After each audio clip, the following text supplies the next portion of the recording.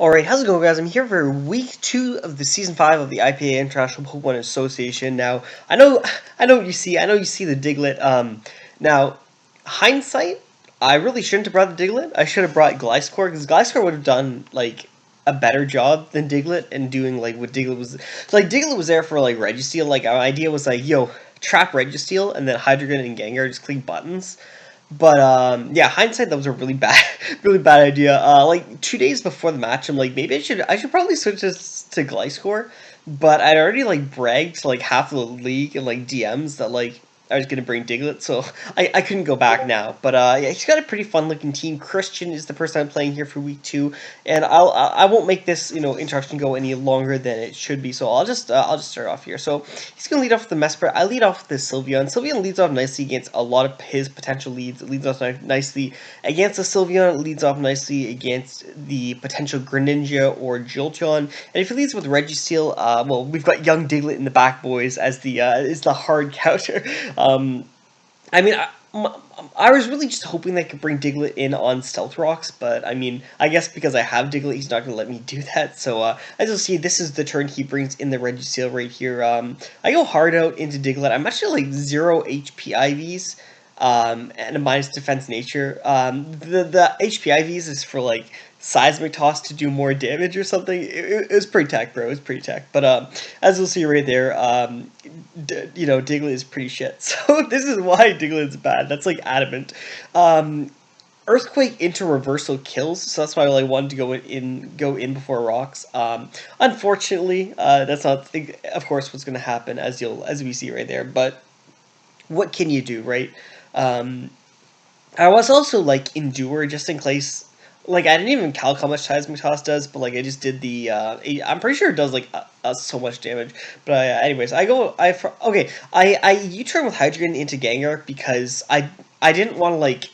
I didn't want him to go into Sylveon on the Hydreigon because I'm Earth Power, Taunt, Roost, Dragon move. So like if I had Hydreigon in and then he brought in Slurpuff, then there was a chance he could belly drum up, and that would be like really really bad. So yeah, I didn't want to do that. I'll take 50% from Gengar to like not give him the chance to set up and knocking off the Choice Card from Jolteon right there. They let me do like I have to take a bit of extra damage on the Tangela, but knocking off the Choice Scarf is. It's perfect. Like knocking off the Scarf means that Scarf Gengar is gonna. It's got like so much better of a chance to sweep because I just need to like Gengar is faster than everything now. Essentially, is the biggest thing. It's not gonna be faster than Slurpuff with Unburden. I don't think. I guess I should have checked that. Like real talk, like Slurpuff is like who cares about that, right? So I didn't even think he was gonna bring it. So that's why I didn't check my calcs with that. But I'm pretty. I don't know. Gengar is faster than everything in general. He's basically letting me kill his Jolteon. I'm not really sure why. I guess like in theory he doesn't really have the best like switch into it. So like he's like unless he wants like sack Mesprit. He's gonna bring Slurpuff from right here. Sylveon would have been really really really really nice to keep this game, but like you don't switch on a Slurpuff, especially when you see the Citrus Berry. Like you just don't switch on. I don't know. I don't have priorities. So yeah, I sack my Sylveon, but you can't just switch on a Slurpuff. Like. I mean, I guess I don't know. Maybe I could have gone into. I probably would have been nice to just go hard into Mew there, but yeah, like I don't know, man. I got scared. I got really scared, man. You don't just switch on stuff like Slurpuff or Cloyster or something like that, you know. So or Mega Pinsir, I suppose, this is another thing. You can't just play around with things like that, you know. The Gren's going to come in right here. We find out it's Life Orb, which is pretty nice. Goes for the Dark Pulse, and he's going to go for if he goes for the U-turn right here, he's going to be in range of 100% in range of Sludge Wave if he's naive. So the fact that U-turn means that he could potentially be naive because he would have liked maybe the extra damage onto the Tangela or the Mew. So yeah, I can see him being naive. He goes for Dragon Dance right here, and there's no other Z moves, so I'm expecting him to be Devastating Drake, so I just hard switch out here into Mew to sack it, but it turns out he's Lumberry. So I guess I probably should have just stayed with Tangela. I really should have stayed in with Tangela, but I really, really thought he was just going to be Devastating Drake. Like, why else would he start setting up on the Tangela?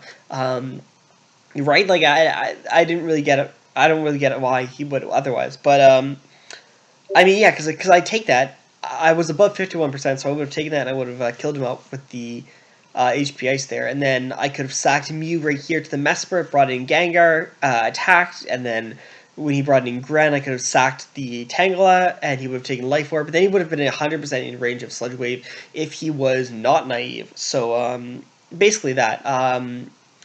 So Tangela is basically dead right here. Getting the fact that the what's it called, the Eviolite got knocked off is annoying.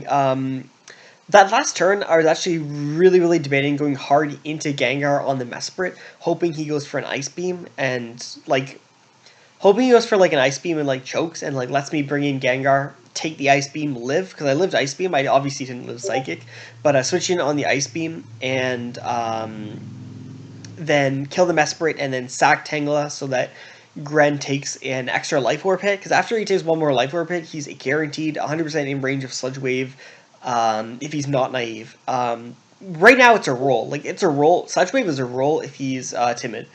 So that's the thing, and of course I'm Scarf. But as it turns out, he is actually, yes, he told me after the match that he was naive, so God bless Gengar. Scarf Gengar is really fun. I had Trek also for, like, a Licky Licky, I suppose, if you wanted to do it, but I guess if I ever tricked my Scarf away, I would have, like, that would have been, like, the biggest choke ever. But yeah, that's the game, and I guess I'll see you guys for week 3.